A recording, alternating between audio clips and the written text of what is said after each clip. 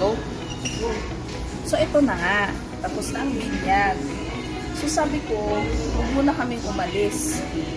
Sisilip muna kami sa kapitbahay. Kasi the last Chinese New Year, hindi namin na-experience yung xiaolongbao at saka yung fried siopaw na talagang pinipilahan naman ng tao. Kaya watch this.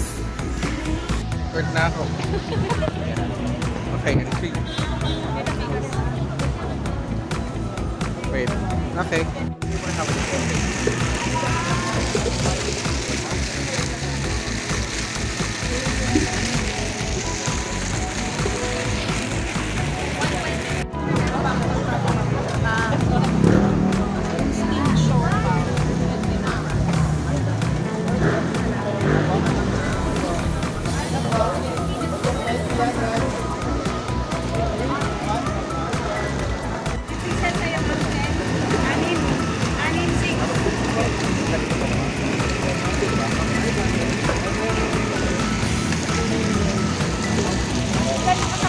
Dalawa lang po. Tapos siya.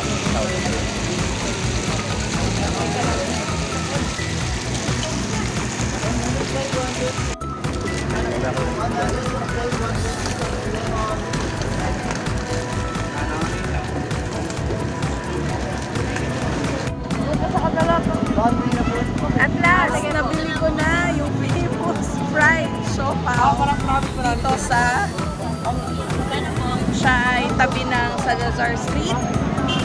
Yan, at hanggang ngayon ay pinipilahan. Tara at subukan natin ang fried siopaw. Yan. Nabili na natin ang fried siopaw sa and so, titikman na natin siya. Ang ginawa kasi dito is na-steam siya. Steam yung siopaw. Tapos nilagay nila sa malaking turning pan. And then, pinay nila or they had it dried up hanggang sa ma-toast yung bread. So, ganun siya ginawa. Mainit pa siya. Ito natin.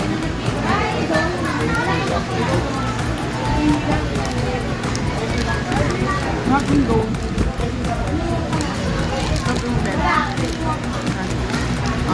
Yun na.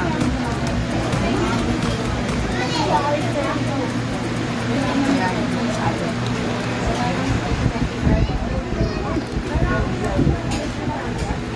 Ang sarap.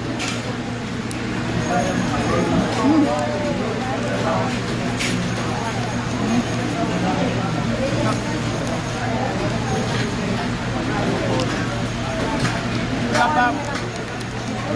I-try nyo to. Grabe. Sobrang sarap.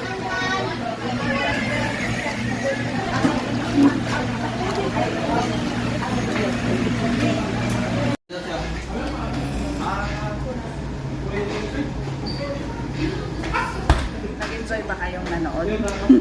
Ako nag-enjoy kumain. Yun lang. At kayo, dapat experience nyo rin.